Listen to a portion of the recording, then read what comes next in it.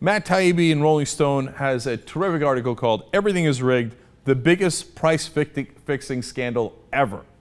And he's right about this. Now, first of all, we already know about Libor.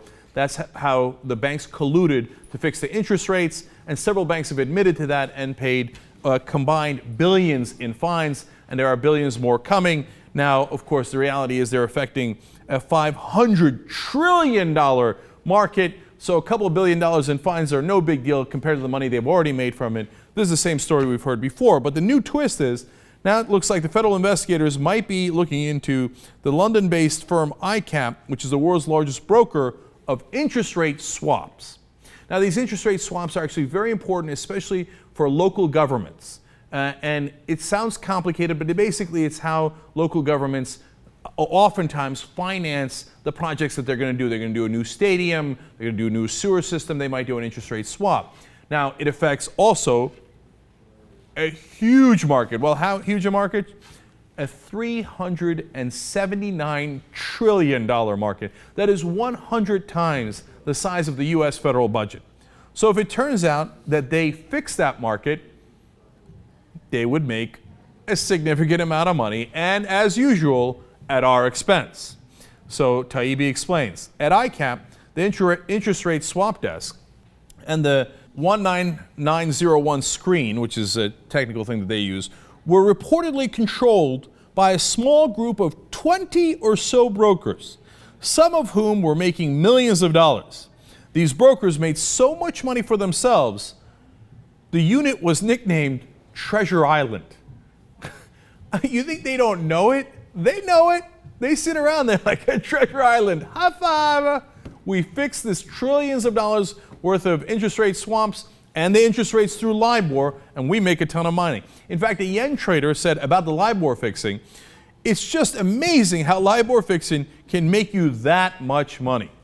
Of course you can make a lot of money if you fix the markets. And it's amazing that it's about 20 guys or so. Now look, there's not often times conspiracies where 20 guys sit in a cigar-filled room and they go, whoa, let's make up some. But in banking, yeah, there's the major banks, the top 5 or 6 banks in America control about 60% of the gross domestic product. That's an amazing number. So if about 20 guys from those banks and a couple of others international banks get together, they can do some serious damage. And another trader flat out admits there was, quote, pure manipulation going on. Now, the Libor we already know about, although there's been, in my estimation and the estimation of the experts, a puny amount of fines, and it hasn't even really touched the American banks yet. The international banks had to pay the fines, of course, right? The American banks are like, well, they're paying fines. We're above the law. So we'll see how it develops, but whatever, usually what they do is they throw a fig leaf on it. They make $100 billion, and then they'll pay a $1.5 billion fine, and they'll go, oh, that was a record fine I paid. What else do you want me to do? But to give you a sense of how ridiculous this was, now, a lot of times the banks, on the one side, they fix the rates, whether it's Libor or the interest rate swaps, right? And on the other side, they profit off of that fixing. One side is supposed to set the rates, and the other side makes trade based on those rates. That's how they make the money.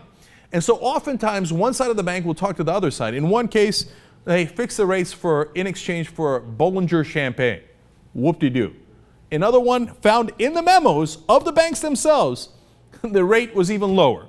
A Swiss franc trader says, can you put in $6 million Swiss Libor in low, please? In other words, make it low, so I'm going to trade based on that.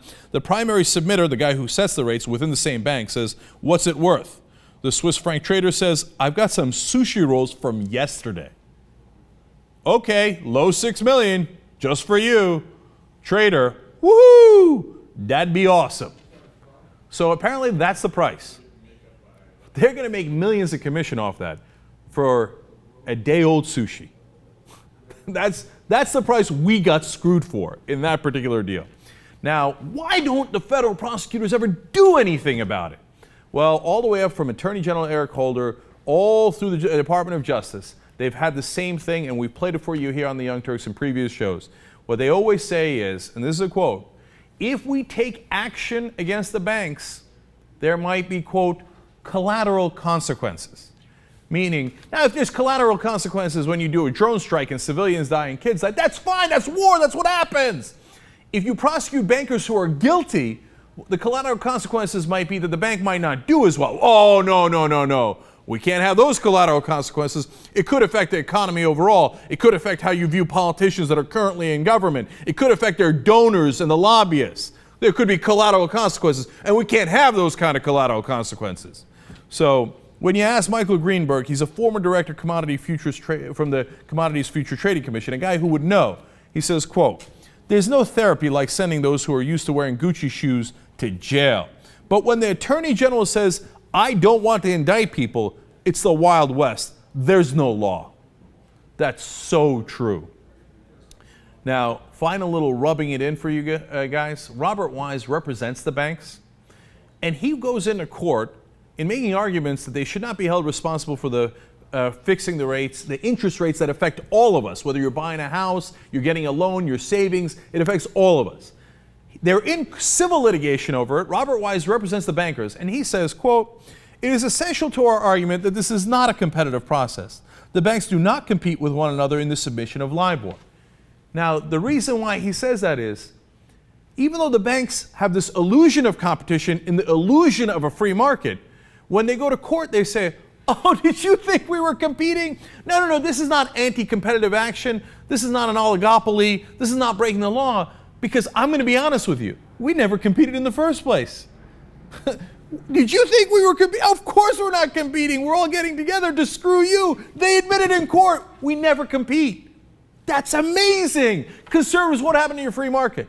Here is the attorney for the banks admitting there ain't no free market. The whole thing's fixed. And that's his defense. You should have never expected a free market in the first place. His defense gets even slightly more absurd and amusing. He also says, "The plaintiffs, I believe, are confusing a claim of being perhaps deceived with a claim for harm to competition." In other words, no, they're suing us based on the fact that there was no real competition and we colluded.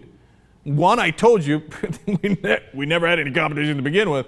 Number two, you're confusing the fact that we lied to you and we robbed you with the fact that we should be having a competition. He's saying it right there. Our confusing claims of perhaps being deceived. In other words, yeah, of course we deceived you. We're the banks. But too bad for you. Ha ha. It's your fault for ever expecting that we were in any degree of competition. They have destroyed the free market. If you're a liberal, you're a conservative, you're a libertarian, if you're an American, if you actually care about our system of government and our economic system, you should be livid over this.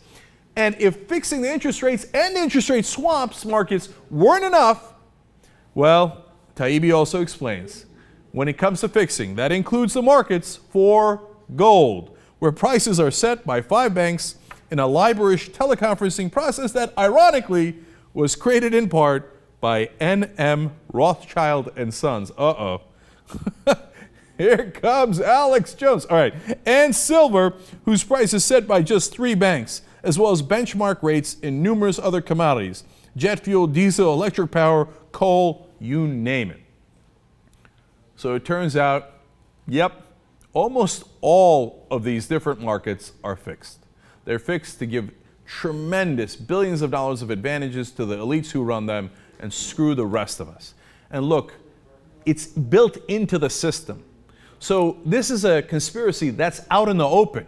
You see it with your own eyes, the prosecutors see it with their own eyes and refuse to prosecute on it. Now we can fix this system. This isn't like those 20 guys are somehow controlling the universe, that if you go and do something that they're going to, kill 90% of the people on the planet. They're actually lizard people, all these other crazy conspiracy theories. No, this is the conspiracy. And it's staring right at you. And they pretty much admit it. And there is something we can do about it. We can fight back. The first step is get money out of politics so that they can't easily buy our politicians and our Attorney General and our Justice Department and fix the laws on to their side. If we had a real Justice Department and we threw these guys in jail, all of a sudden, I'd be a little less, willing to fix the markets and to, carry out this conspiracy. There's got to be real consequences. Fix the government first, and then we'll get to these guys second.